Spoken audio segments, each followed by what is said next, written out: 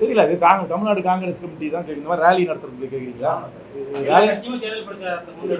காங்கிரஸை பொறுத்த வரைக்கும் எங்களுடைய பலம் பலவீனம் எனக்கு தெரியும். மற்றவங்களுக்கு தெரியுமா இல்லையான்னு தெரியாது, எனக்கு தெரியும். என்னுடைய தொகுதியை பொறுத்த வரைக்கும் நான் கிராம கமிட்டியை அமைத்து விட்டேன், முழுமையாக அமைத்து விட்டேன்.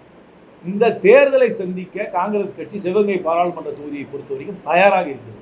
நாளைக்கே எலெக்ஷன் கமிஷன் நோட்டிஃபிகேஷன் கொடுத்தா கூட 28 நாளில் போலிங் வச்சாங்கனாக்க இந்த தொகுதியை பொறுத்த வரைக்கும் காங்கிரஸ் கட்சி கூட்டணியின் சார்பாக தேர்தலை சந்திக்க தயாராக இருக்குது. மற்ற ஊர்களை பற்றி தமிழ்நாடு காங்கிரஸ் தான் நீங்கள் கேட்கணும்.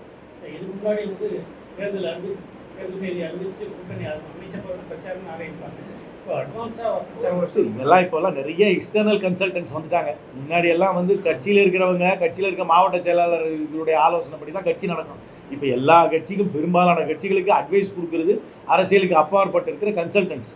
இனிமேல் அந்த கன்சல்டன்ட் சொல்லுவாங்க முன்னாடியே இந்த மாதிரி ஸ்லோகன் கூட எழுதி கொடுக்குறாங்க. அதனால் இதெல்லாம் வந்து ஒரு ஸ்கிரிப்டட் கேம்பெயினாக தான் நான் பார்க்குறேன் ஒழிய ஒரு பொலிட்டிக்கல் மூமெண்ட்டாக நான் பார்க்கல.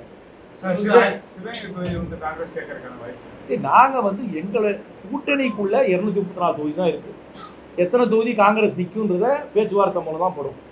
எங்களுக்கு சில தொகுதிகள் நேச்சுரல் அட்வான்டேஜ் இருக்குன்றதை நாங்கள் ஃபீல் பண்ணுறோம். அதை இப்போ அந்த மாதிரி எங்களுக்கு நேச்சுரல் அட்வான்டேஜ் இருக்குது, எங்களுக்கு அந்த இடத்துல ஒரு நல்ல தகுதியான வேட்பாளர் நிறுத்த முடியும் என்று எந்தெந்த தொகுதியை நாங்கள் ஃபீல் பண்ணுறோமோ அந்த தொகுதியெல்லாம் கேட்போம். ஆனால் எந்தெந்த தொகுதி ஒதுங்கும், எவ்வளோ ஒதுங்குன்றதான் இன்றைக்கி சொல்ல முடியும். இந்த தொகுதி நீங்கள் குறிப்பிட்டு கேட்கறதுனால இந்த தொகுதி எங்களுக்கு கொடுத்தாங்க என்றால் எங்களுக்கு தகுதியான வேட்பாளரை நிறுத்தி இந்த தொகுதியை வெற்றி பெற செய்வதற்கு எங்களுக்கு திறமை இருக்கிறது என்பதுதான் என்னுடைய நம்பிக்கை. பாஜகவும் அதிமுகவும் திரும்ப விஜய் கூட்டணிக்கு வரணும். சரி, கணிசமான ஓட்டுகள் விஜய் கட்சி வாங்கும் என்பதில் எனக்கு சந்தேகம் கிடையாது. அதனால் பாஜக அதிமுகவுக்கு இன்றைக்கு இருக்கிற நிலைமையில் அவர்களுக்கு வரும் ஓட்டுகளை வைத்து தேர்தலில் வெற்றி பெற மாட்டார்கள். அதனால் வலு சேர்ப்பதற்காக அழைக்கிறார்கள். ஆனால் அந்த அழைப்பை ஏற்று தன்னை முதலமைச்சர் என்று பிரகடனம் செய்து கொண்டவர் போய் சேருவார் என்று எனக்கு நம்பிக்கை இல்லை.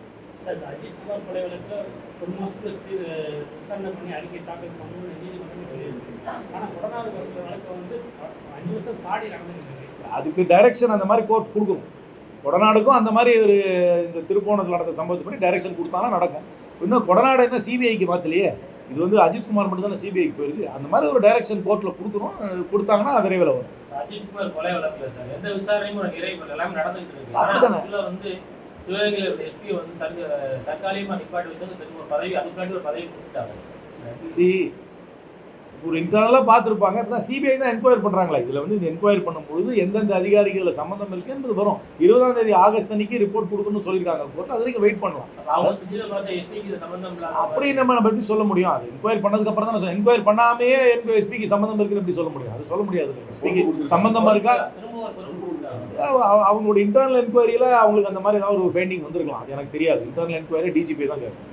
செய்திகளை உடனுக்குடன் தெரிந்து கொள்ள கீழ்கண்ட கேபிள் மற்றும் டிடிஹெச் நெட்வொர்க்குகளில் எம்நாடு செய்தி தொலைக்காட்சியை காணுங்கள். பாதகம் செய்பவரை கண்டால் நாம் பயம் கொள்ளலாகாது பாப்பா. மோதி மிதித்து விடு பாப்பா, அவர் முகத்தில் உமிழ்ந்து விடு பாப்பா. அண்மை செய்திகளை உடனுக்குடன் தெரிந்து கொள்ள இணைந்திருங்கள் எம்நாடு தொலைக்காட்சியுடன்.